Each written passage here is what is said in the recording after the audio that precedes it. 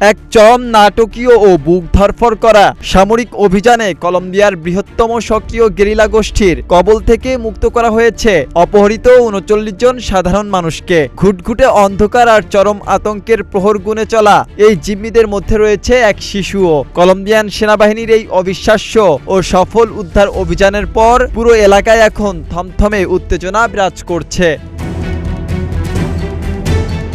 কলম্বিয়ার সেই সেনাবাহিনীর পক্ষ থেকে শেয়ার করা একটি রোমহর্ষক ভিডিও ফুটেজে দেখা গেছে সেই রুদ্ধশ্বাস মুহূর্তের দৃশ্য। জীবন আর মৃত্যুর সন্ধিক্ষণে দাঁড়িয়ে থাকা বেসামরিক পোশাক পরিহিত জিম্মিরা নিজেদের যৎসামান্য জিনিসপত্র বগলে চেপে সেনাদের পাহারায় একে একে উঠে আসছেন সামরিক হেলিকপ্টারে। প্রতিটি মুখে তখনও লেগেছিল মৃত্যুর হিমশীতল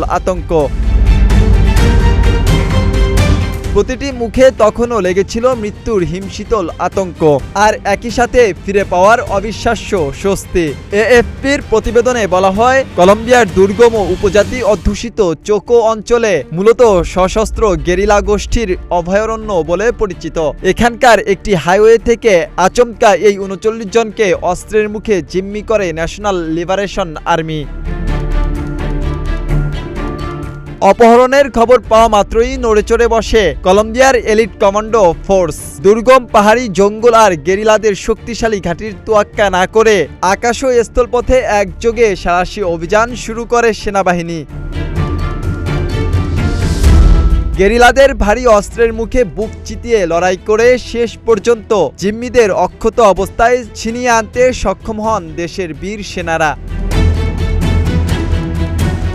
বর্তমানে উদ্ধারকৃতদের নিরাপদ স্থানে সরিয়ে নেওয়া হয়েছে এবং তাদের জরুরি চিকিৎসা ও মানসিক ট্রমা কাটাতে কাউন্সেলিং দেওয়া হচ্ছে।